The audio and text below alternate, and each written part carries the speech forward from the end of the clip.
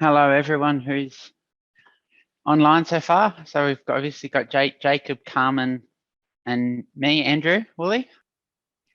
So yeah, welcome to Map and Nav online workshop. Obviously, this was planned to be an in-person event, but COVID made well and truly sure that that wasn't going to happen. Obviously, this is the theory section. I'm more than happy to run a practical session into the future. When we're able to do that, go out into the bush and actually put into practice what we've learned. So yeah, welcome everyone. Must say this, we'll see how this presentation goes. It was a bit of a rush to get it all together, and I'll acknowledge the contribution of both the SES and the RFS in the fact that I pinched a lot of diagrams from their Map and Nav courses. So acknowledgements to them. But yeah, it should be good. Can be fairly weighty and dense, but I'll try and keep it a bit lighthearted. Have a video or two to show.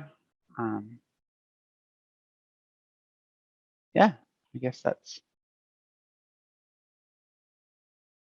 pretty well about it. So yeah, I guess, a bit more things. We'll see how it goes. Occasionally I'll probably pick up a map. I've got a map and a compass sitting next to me, so I might pick them up and try and do some stuff in front of the camera, but mostly it will just be referring to either the slideshow, or sometimes I'll exit the slideshow and go and use online maps or PDF maps.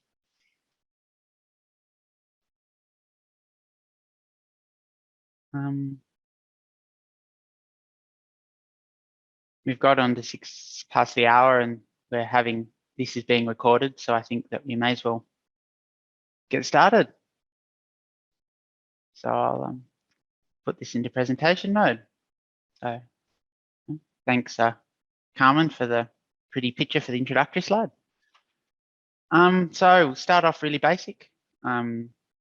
If we're too basic and you want to go a bit faster, go for it. Put something in the comment or something, let us know, and I'm more than happy to move on faster. So a map is a 2D representation of the 3D world. There are obviously lots of kinds. You use street maps and Google Maps and all those things every day. But the focus here, and the ones you use for navigation, are topographic maps, or sometimes called topos. If you hear me talk about a topo, the topographic map. While cartographers do their best, features on topographic maps are drawn by hand or a computer based on stereoscopic aerial photos. I went down the rabbit hole looking at how all that works. And it's a bit like the old red and blue 3D glasses. You just have multiple shots of the same landscape and you analyze them together, and it gives you that 3D feel, so you can draw. Tree canopies can hide lots of features. And no matter how you try, you cannot fold a ball out flat. Distortions happen. However, we are generally able to calculate and correct these. So this is a section of a topographic map. It's a section of a topographic map I know very well, being that this collection of buildings here is where I grew up. So yeah, this I think was just to give people an idea of the sort of thing we'll deal with. Obviously, it might look a lot like dots, squiggles, and blue lines, but by the end of the night, hopefully everything on there will make a good deal of sense. So starting off with just interpreting the map. All topographic maps you pick up should have a legend on them and a scale. So these are just some snips out of the legend, along with the scale.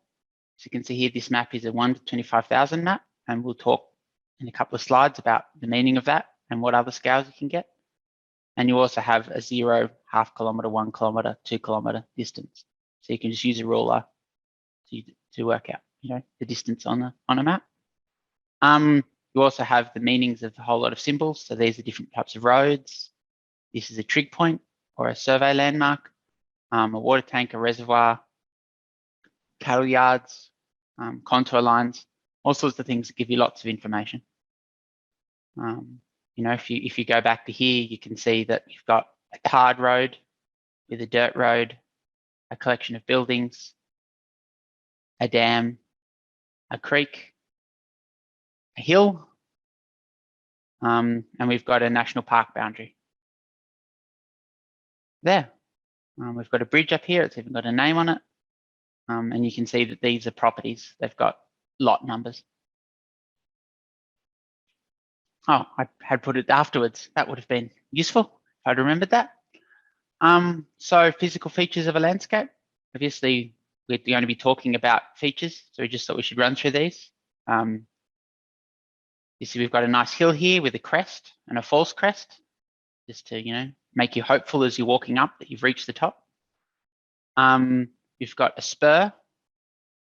Got a ridge down here. I would generally call the side of this a ridge. Spur is generally a small ridge that generally doesn't lead anywhere. Runs down here and then disappears down into the creek quite quickly. They're generally much steeper than a ridge as such. You've got a knoll, again, a knoll and a crest. You know, they can be used interchangeably. Knolls are generally smaller, on a smaller scale, and not the highest peak. The crest would be the highest peak, your knoll, just a small peak beside it. Got a gorge or a creek over here, and a saddle.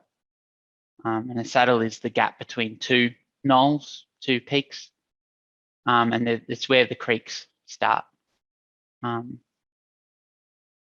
They're shaped a bit like, you know, a saddle you'd put on a horse, hence the name.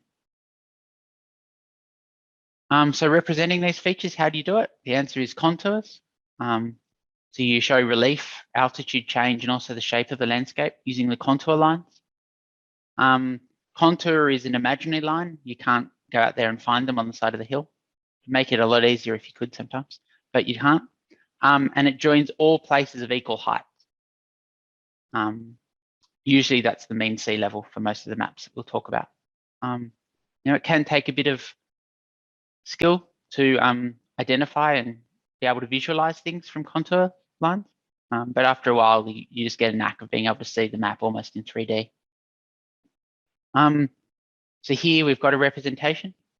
We have a hill with contour lines drawn around it. And then we have how that looks on the 2D map. And so you can see quite a few important features here. We have 50-meter contour lines. That means the gap between each line is 50 meters. We can see that there's a gentle slope on this side because we've got big gaps between the contour lines. And then over on this side, the lines are much closer together. And so that represents the fact that it's quite a steep slope. In this case, given they're 50-meter contour lines, it's a very steep slope. But yes, that's basically, and here we've got the heights written. And as it notes over here, sometimes every fifth or, you know, it varies a bit between maps, but every so often the contour lines may be bolded. So that might be every 200-meter contour. So 200, 400, 600 are bolded, or it could be every 100. And that, you know, if you're counting a long climb, it can sometimes be easy just to note the bold ones and count those and do the maths. So this is another example, a representation. So here we have a summit and what the summit would look like. You can see these contours, they're even spaced on both sides. So that suggests it's a nice conical smooth mountain. It's not skewed to one side or the other. You've got a knoll and a knoll. This one's a bit hard because the contour lines here are drawn vertically, but it actually should be shown horizontally. But yeah, you've got this little peak, an extra 2 contour lines in the middle of a relatively straight, flat section. The saddle we were talking about before, you can see it's a saddle between 2 peaks. And here it's shown as a narrowing between 2 knolls or peaks. And you know, you've got a spur. As I said, they're effectively a ridge, but they're often steep and they come down off the side. Ridges are generally more sustained, like down the bottom here. You've got a ridge connecting all those mountain peaks, whereas a spur is the one that comes down into the valley. Hillside is simply, you'd be walking, in this case, this little man is walking along this way. He's going up a relatively even sloped hill. Gullies and valley junctions are all representations of a very similar thing. One thing to note here is that you do need some context to tell the difference between a spur and a valley. If you block out the little knoll on top, that could almost equally be a valley going that way, as well as a ridge going that way. And so that's often very easy. If you're just glancing very quickly at something, you can actually get that the wrong way around. So yeah, it's just one of those things you've got to become accustomed to. But generally for a ridge or a spur, you should have a knoll at the top, and it's the V's are coming down this way, whereas the valleys, they're going in. So, you know, this is convex and this is concave. But it's just, yeah, something that can be confused occasionally. So scales. Earlier on, we had a 1 to 25,000 map. And so what this refers to is the ground distance of 1 centimeter. So that you could see 1 to 25,000 is the usual scale for a topo map. So in that case, 1 centimeter on the map is 250 meters. Not all of New South Wales or all of Australia is done at 1 to 25,000.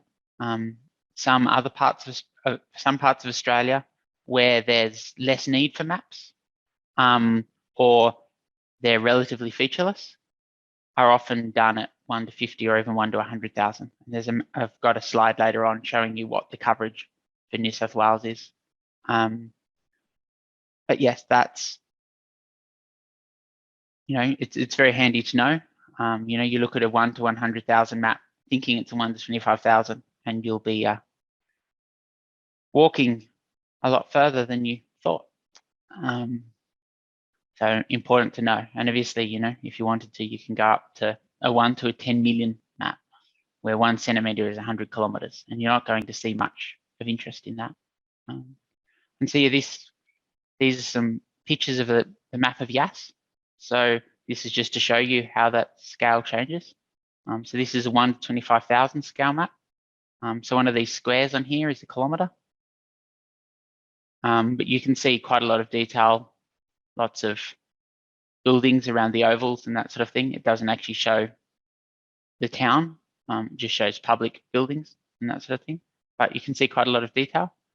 You come out to a 1 to 50,000. Not that different. You can still see lots of detail.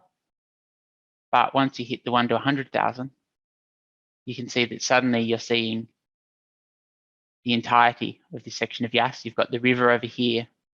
You've got all the substations down here, which on these two maps, you can only just see some of the lines. Looks like I've almost put the same picture there twice. Well, that was pretty silly of me. But yeah, you can definitely see the difference between that one and that one. So how do you measure a distance? As I mentioned before, you've got this scale bar on a map. So there's lots of ways you can do it. If you're trying to do something very curvy, you can use a piece of string and lay that across the map and then straighten it out and measure it on the scale bar. You know, you can use this ruler or marks on a piece of paper. You can also estimate the percentage of the square crossed. I often do this. So if we go back to one of these maps, you're looking at this road and you're like, well, it crosses the entire square, but it has a bit of a bend in it. So it's probably going to be, you know, this square is 1 kilometer. So that bend will probably add maybe 100 meters. So that might be 1.1. You can sort of just get a bit of a feel for it. And with a good eye and a practiced finger, you can just trace. You're sort of using the estimate of the square crossed, but you can also sort of get your finger into about what a kilometer feels like to run your finger across. And then you can just sort of run your finger along kilometers. You know, obviously it's not as accurate as using an online tool or something. But in situations where you don't have to be really accurate, they can give you a good estimate. Measuring a distance along a road. This is quite a useful little trick. So what you're doing here is you're attempting to use, you're marking along this piece of paper. So you're starting at point A, because there's a bend in the road here, you'd mark that as mark 1. And then from mark 1, you've got a straight line, that would be mark 2. And so you're just sort of turning the piece of paper as you go, lining it up with the straight sections. And then at the end, you can just use this against the scale bar and measure the distance from A to B.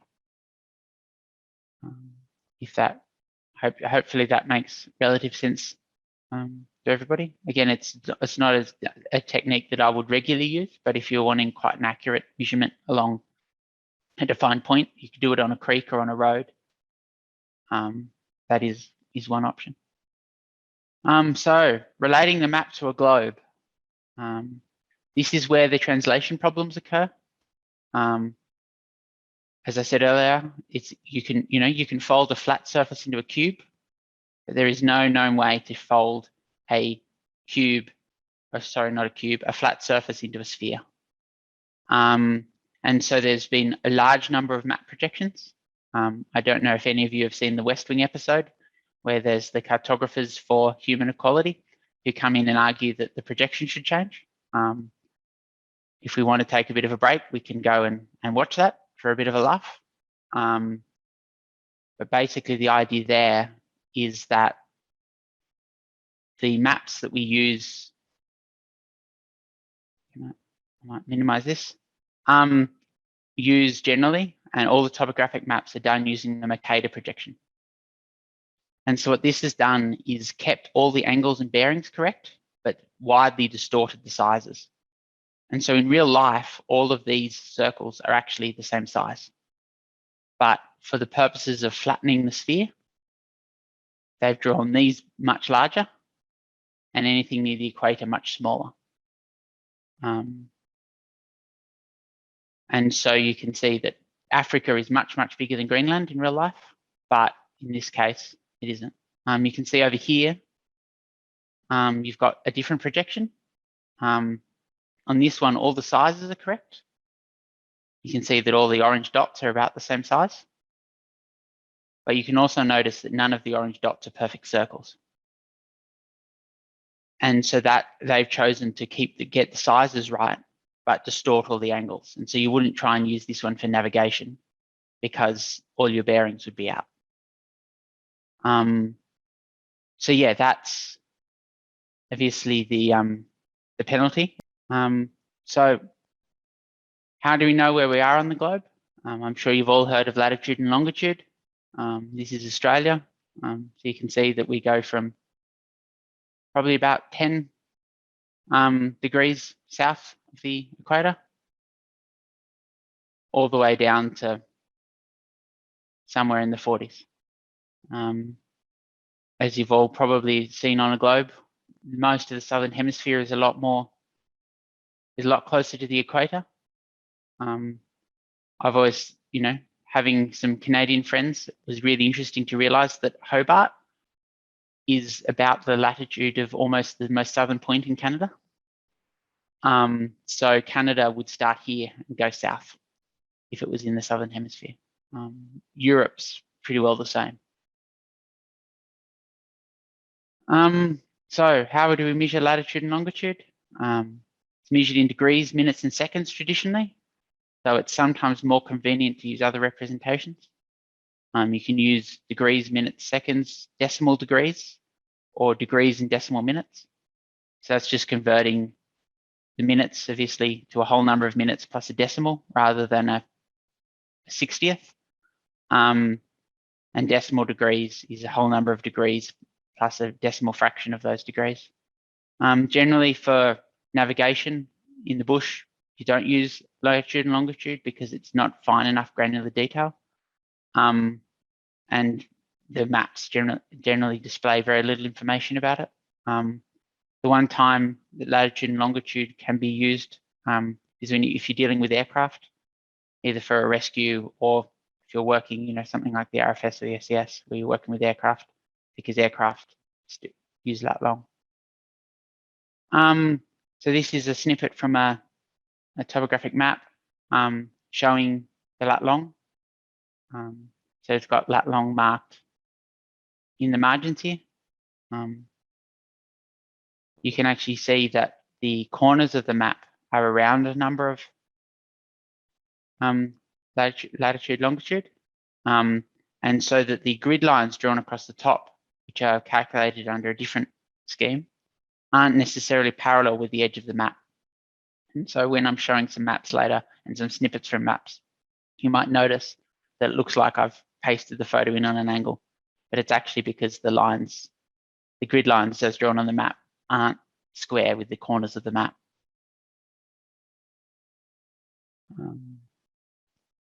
So yeah, generally what we're using, your GPS often is using, and what the map is using are the UTM grid squares. And so you can see how the UTM grid squares are covered, covering over Australia. Armidale, I would guess, would be in 56J.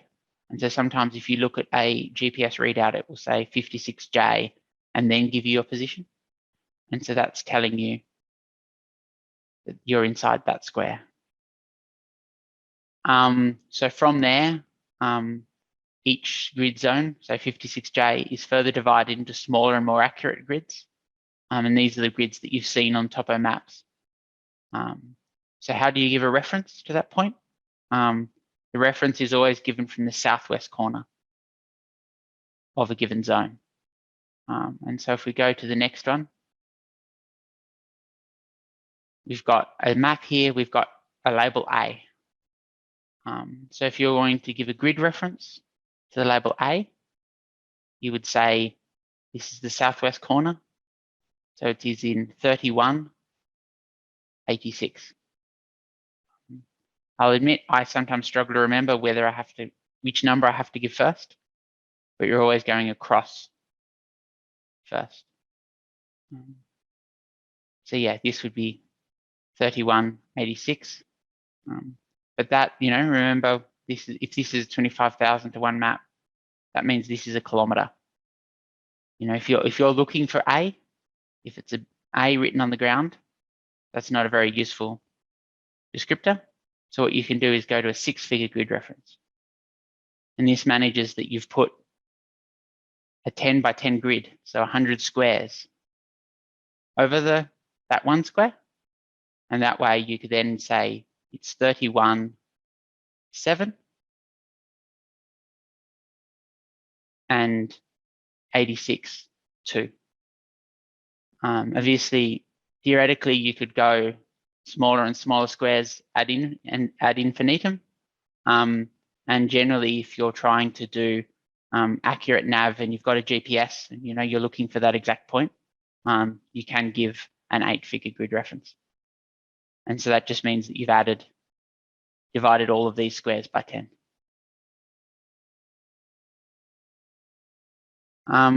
Using a Roma scale, this is just a handy thing. A lot of compasses, if I can find where my compass is.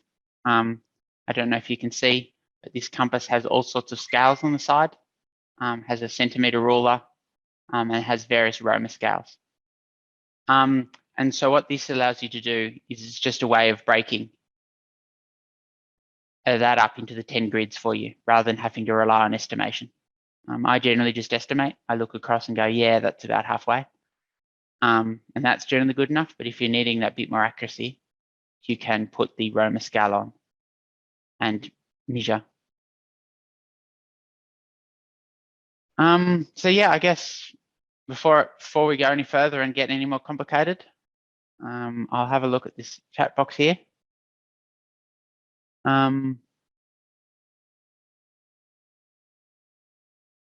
Yeah, so everyone going okay? Feel free to unmute yourself if you can, and you can let me know. Otherwise, you can put it in the chat. So we'll cover this one, and then yeah, we may even have a break. So a datum, again, going back to the fact that we're trying to fit maps to the Earth. This is a mathematical surface that does that. There have been a few datums. The first Australian datum, specifically for Australia, was defined back in 1966 and is the Australian Geodetic Datum, AGD. But there is now a new one. In 2000, we got the Geodetic Datum of Australia, GDA. Obviously, they use the same letters and just swap them around just to make it confusing for people. But if you're using your GPS, there are times where you'll be asked, what datum do you want to use? And you should use the datum that matches your map. If you've got some older maps, you'll actually need to use this one. If you've got newer maps, they should be under this one. The new GDA datum was defined, if I can pronounce it, in 1994 and is based on GPS satellite measurements.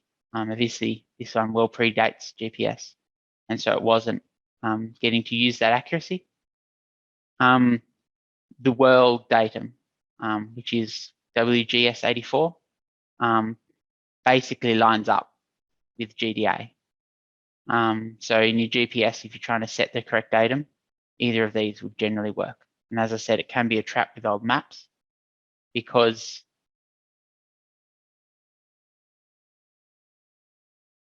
things change position. So this is the newer datum. This is the older datum. And as you can see, what are we looking at here? The Melbourne Cricket Ground has shifted a bit. It's about 200 meters in one direction and 100 meters in the other. And that's obviously just come from improved accuracy and measuring things relative to the center of the Earth using GPS rather than using other reference points. And see, it's not a big thing. You know, things haven't really moved, but the representation and the distortions have. And so you just need to be aware of that if you're giving out grid references. So sourcing maps.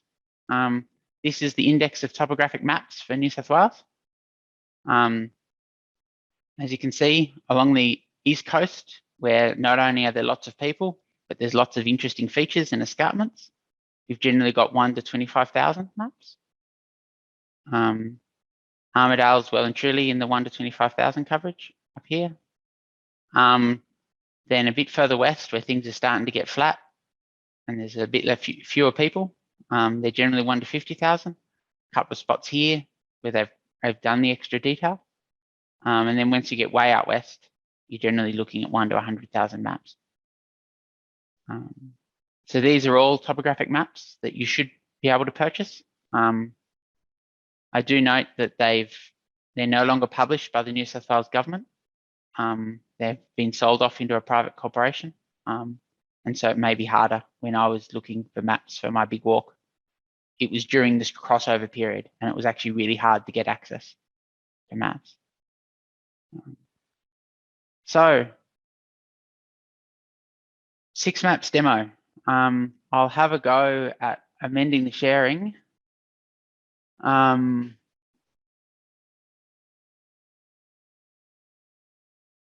So let's have a look. I'll share this one. That was the go away. I want to be able to see my tabs. There we go. So this is 6 maps. 6 stands for Spatial Information Exchange, and this is a map of New South Wales. Very handy. As you can see, you zoomed in on part of Oxley Wild Rivers there. We've got Armidale here. This is pretty well a street map, but you can change. So you can go to a satellite map, or for some reason, and this is a trap, you can go looking for 1943 imagery. I'll just minimize that. Base maps, sorry, I'm confusing myself. We're going looking for 1943 imagery. Don't ask me why you have to ask that. And you can select topo maps. You can also get 1943 imagery from Sydney, but not interested in that. We want topo maps. And this is effectively a stitched together copy of all the topographic maps, which can be very handy because lots of walks seem to be on the boundaries. But you can see if we come down here to Gareth Gorge, you've got the Threathfold track, the picnic area, the road in, the main dam, the blue hole, a couple of the bigger water holes marked as well, and the contour lines. Oops, that was too far zoomed in, but the contour lines and all the other features you'd expect. So yeah, this can be a really useful resource. You've got a distance tool, an area tool, just zoom buttons. You can get images out and do that sort of thing. You see, you can screenshot out of it. You can also, it's very useful in here because it's the New South Wales database, you can put on lot labels and survey marks and that sort of thing, which can be very useful sometimes if you're trying to work out whether something's private property or not. You can see those things. So yeah, I'll switch back, if I can, to the PowerPoint. Okay, so you've made it to compasses.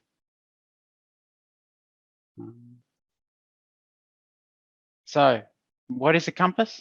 I like to think of it as, I've written projector there, but I meant to write protractor. So you can tell that I wrote this slide about an hour before I presenting it. So yes, it should be a protractor with a universal 0 point, just like the protractors you would have used in school to measure angles inside shapes and that sort of thing. That's effectively what your compass is. It's just that it has the north needle there to act as that universal 0 point. Obviously, it's got a magnetic needle which interacts with the Earth's magnetic field to determine where magnetic north is. So I'd sort of suggested as part of the event that you should try, if you can, and have a base plate, sometimes called a silver compass, a bit like this one and the one on the screen, with you in front of you if you could. If you can't, that's fine. We'll talk you through it. You can see the main features of the compass on the slide here. These are really the ones that you need either for using the compass with the map or for using it otherwise. So just let you have a look at those. They're all relatively self-explanatory, but yeah, I'll use these terms or very similar ones through the rest of the talk. So points of a compass. We've got 360 degrees, obviously in a circle. North is 0 or 360 degrees. And obviously you can break that down into north, northeast, east, around. There are all sorts of acronyms to remember. I know that as a scout, you know, a lot of scouts felt it rather hilarious that you could have never entertained sexy women. That's just one acronym.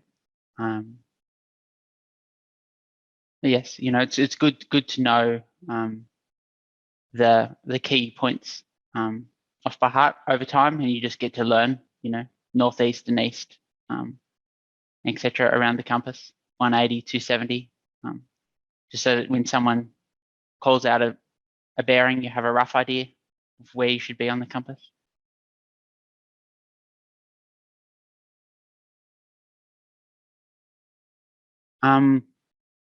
So bearings, what is a bearing? It's obviously the angle from north that either you're going to walk or there is a feature.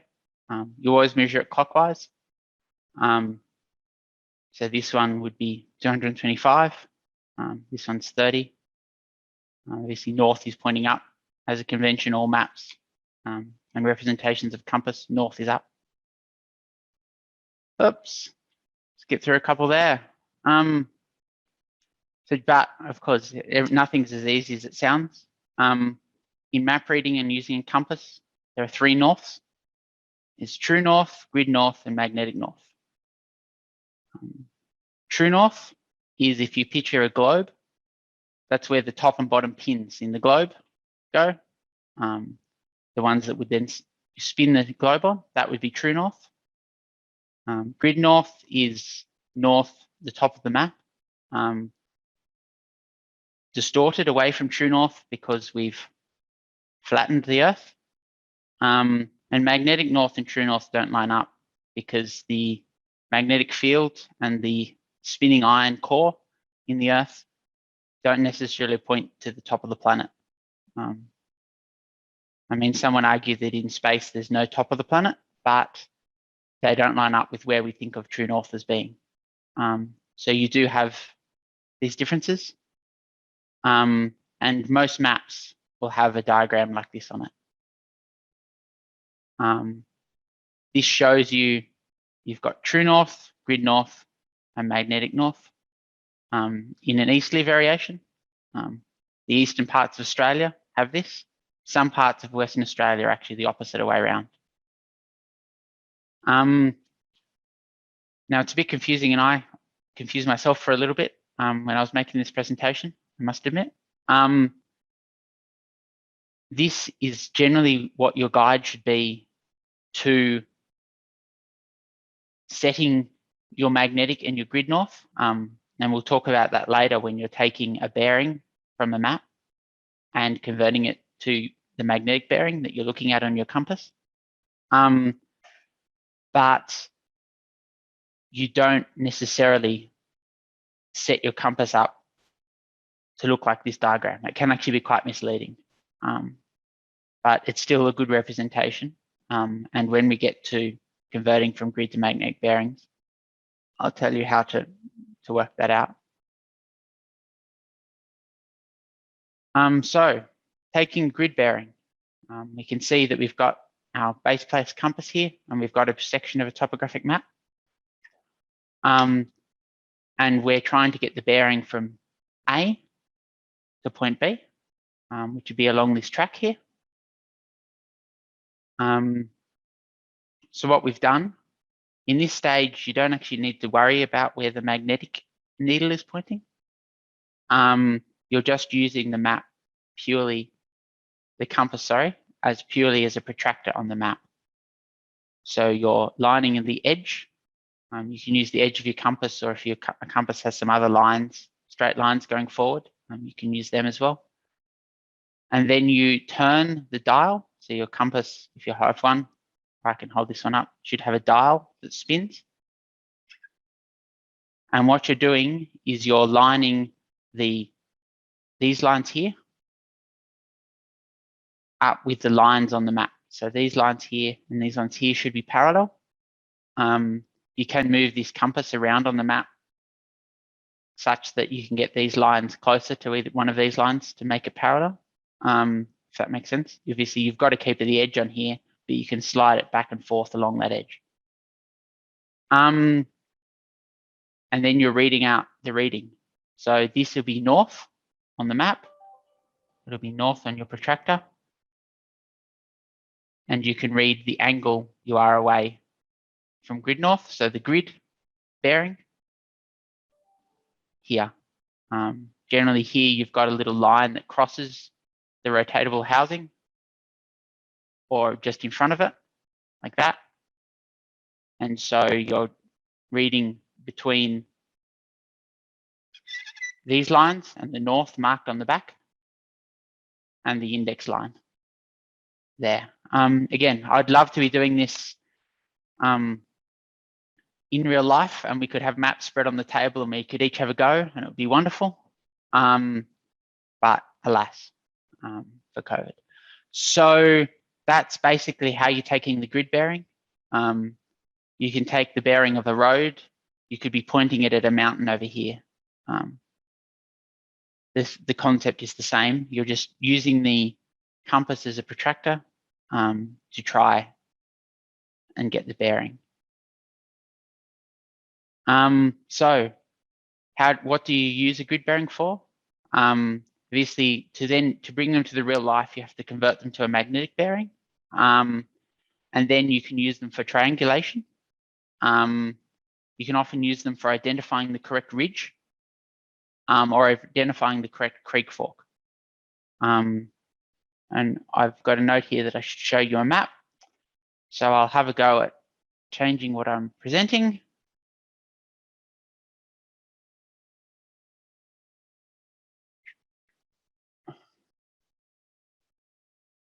So if that will disappear, I can show you a map. So this looks like the Monondilla map. Again, something an area I'm relatively familiar with, but you can possibly imagine that if you're walking along here, so we're walking north, we get to here and you have a ridge going this way. No, I don't. I've got it. I don't know what you're telling me about, but I don't really care at the moment. So we're coming along northish, and we have two options here. We could walk this way, or we could walk this way. And so by taking the bearing off the map, we could work out that this one is a bit, north-northwest, a bit west of north. And this one is almost east. It's definitely quite a lot east of north. And so then using the compass, we should be able to work out which one of those we want to take. Similarly, walking up a creek, say we're walking up Hungerford Creek, so we're heading sort of southeast here. It might be a bit hard. This is quite a big side creek. There might be equal amounts of water coming down. You're not quite sure which of these two creeks you want to go up. You can take the grid bearing, convert it to a magnetic bearing, and work out which of the two creeks is the one that you want to walk up.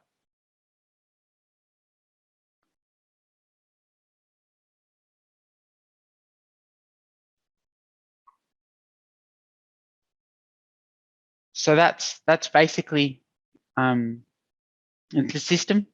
So how do you do the conversion? For eastern parts of Australia, you've got to remember grid to magnetic subtract.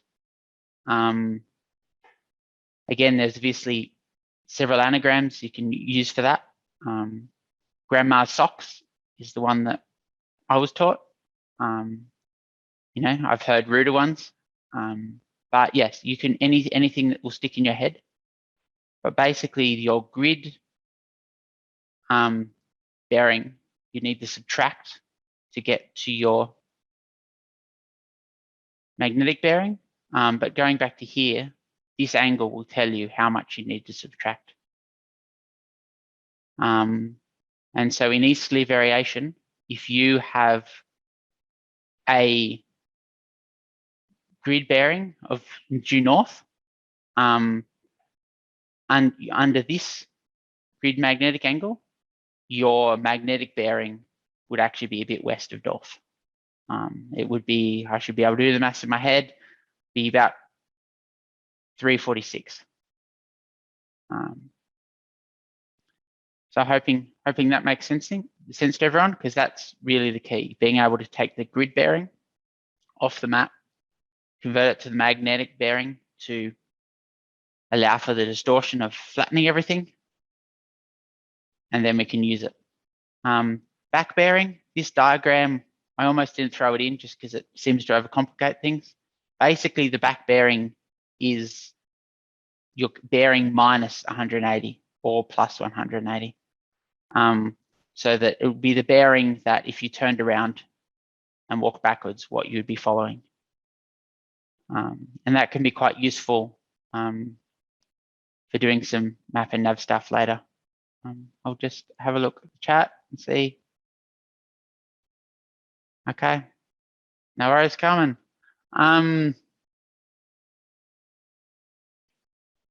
Apparently, I need to click back on. So triangulation.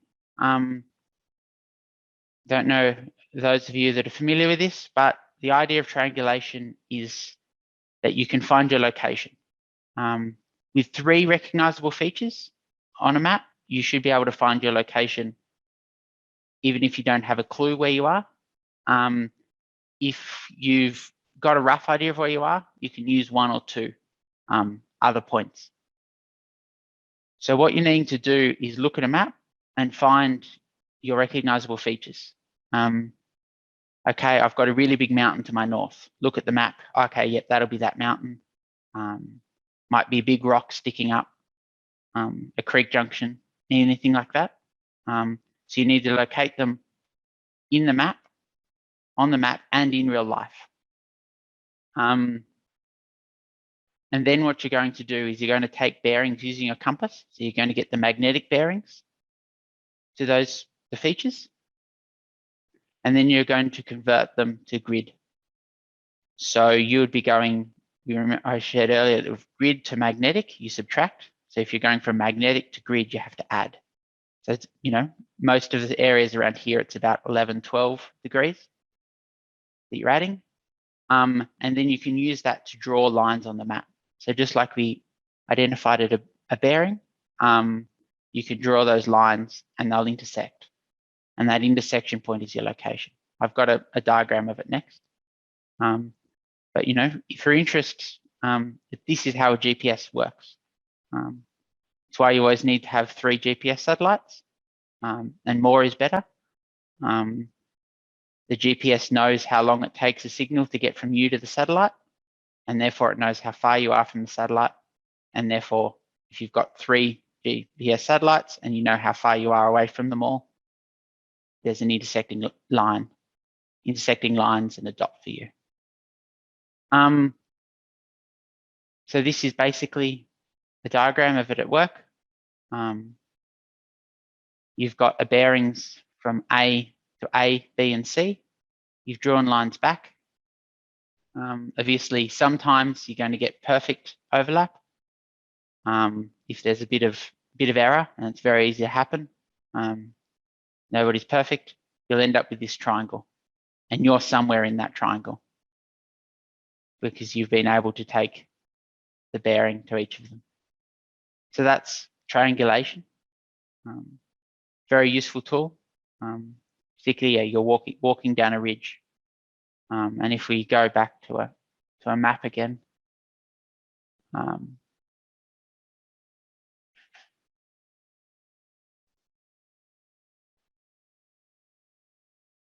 you could potentially imagine that we'll go over to this corner because we've got Mount Monadilla over here, and that makes a nice obvious point. You're walking along this ridge over here, for argument's sake, and you're not quite sure where you are. You could look over here and see Mount Monadilla. It's going to be much higher than all of these. These are 800, it's 1,000 meters. So you've got a couple of 100 meters of mountains sticking up above the nearest hills to you. And you'd be able to take a look from here, look along your compass and see that Mount Monadilla was on that angle. Because you know that you're on this ridge, in many ways, you only need that one bearing.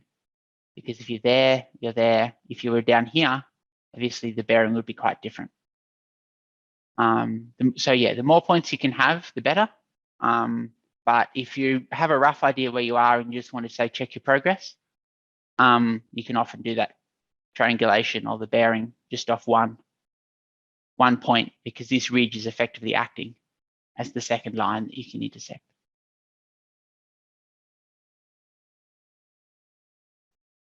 We'll go back to the PowerPoint.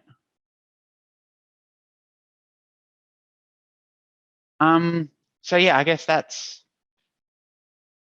sort of the compass covered.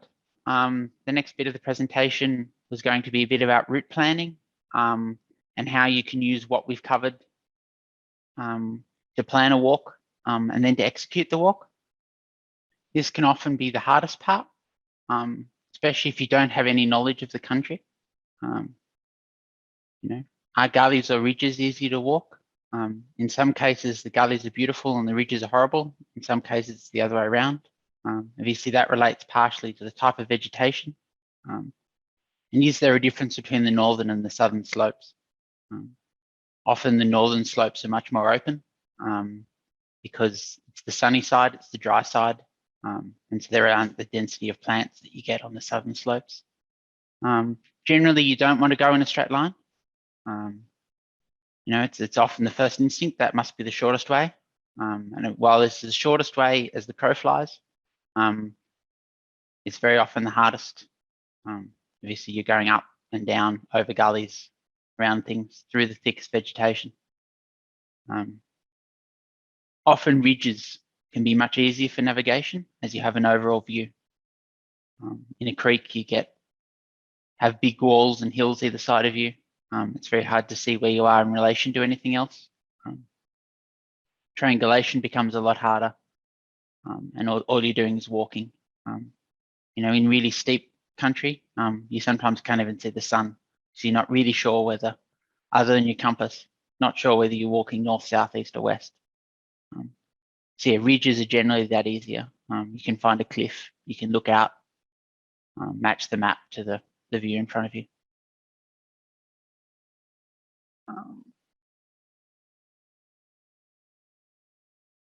So yeah, achievable distances are also very hard to gauge reliably.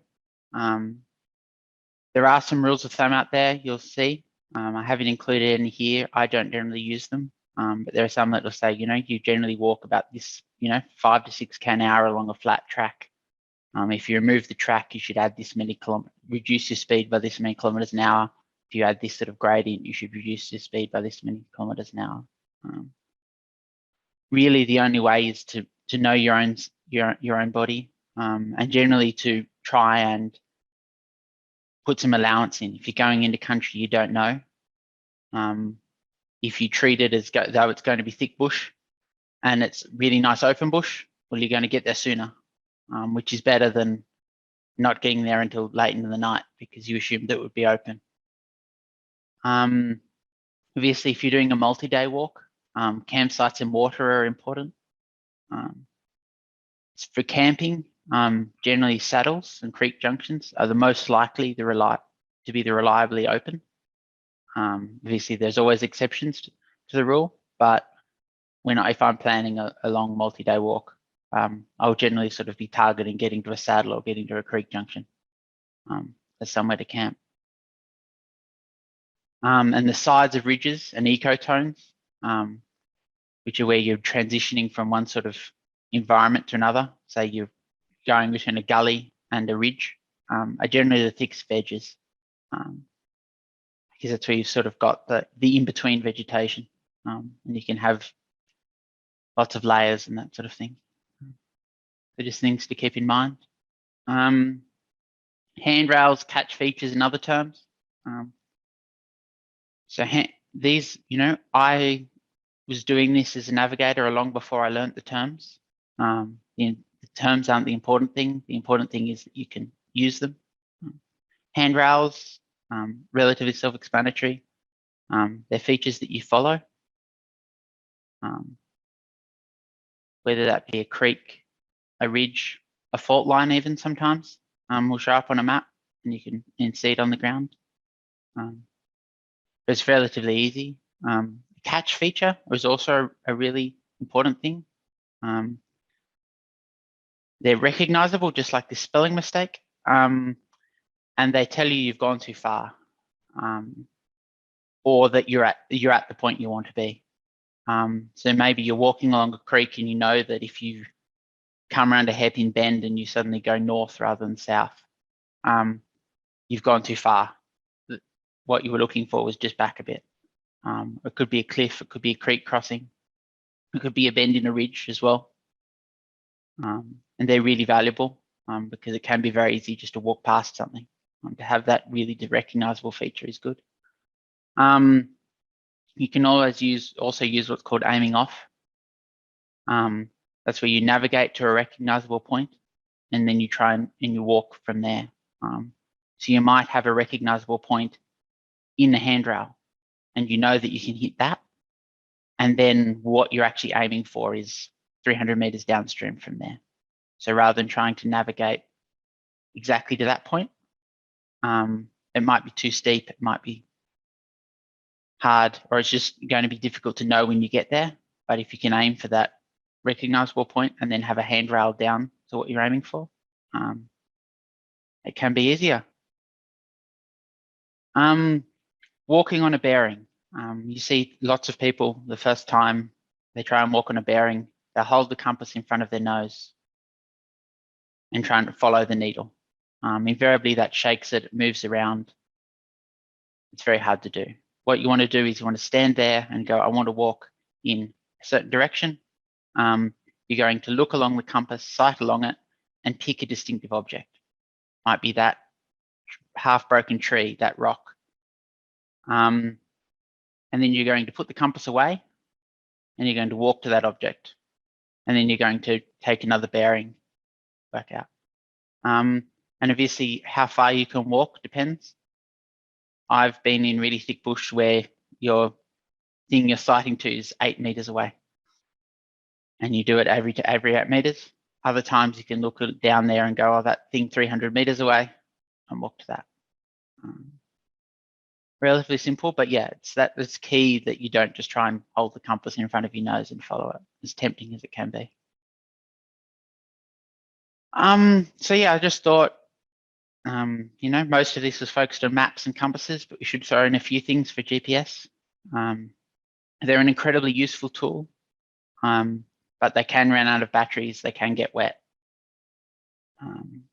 You want to ensure that your datum, we were talking about datums earlier, matches your map before you leave.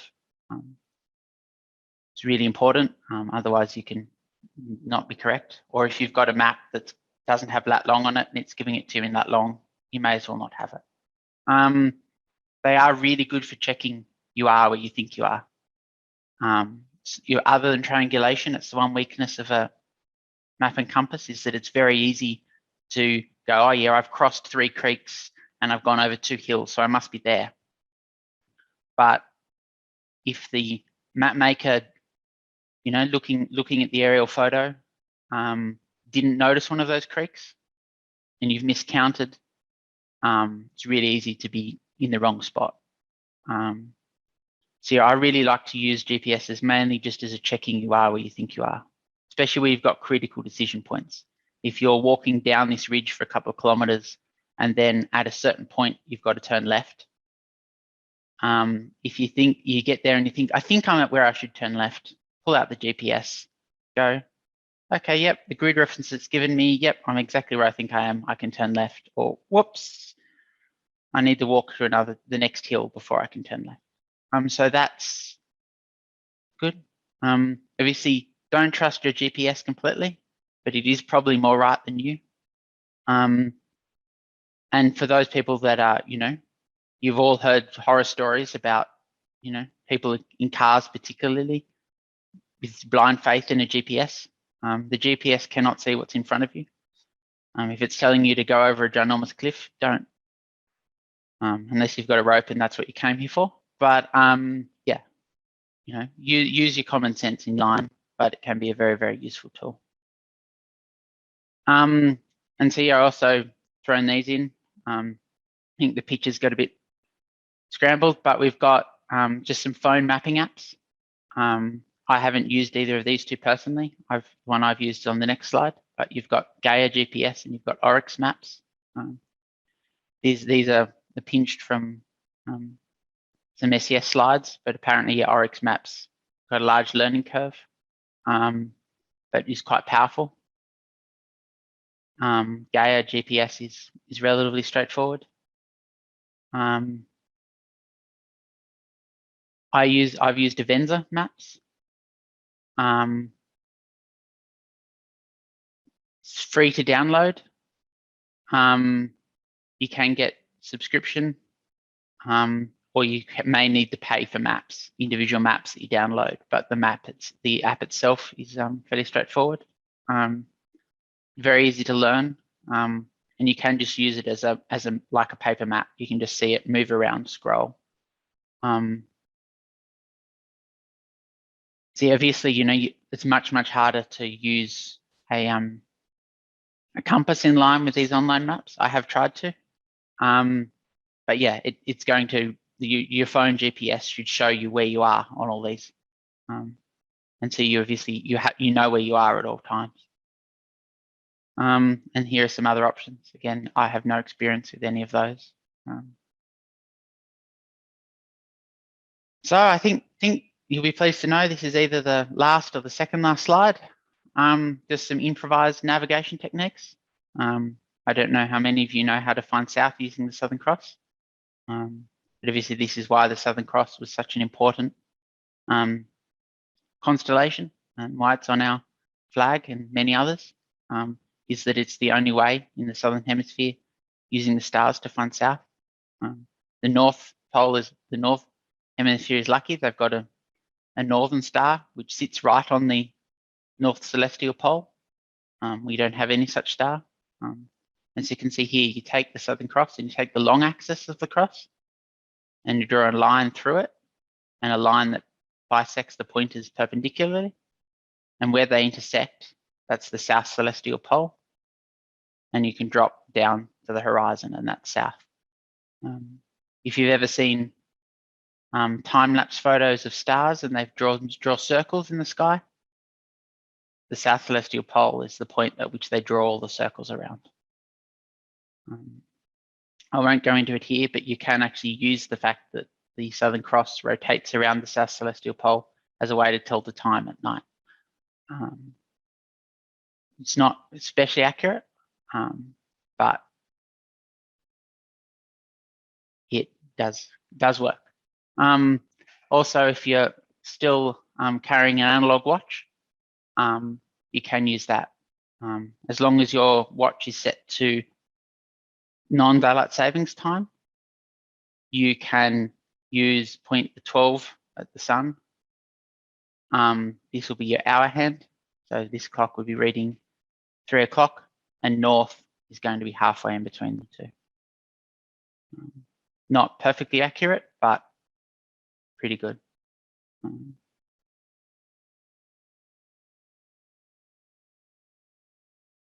I obviously clicked off. So that actually gets us to the end of the slideshow.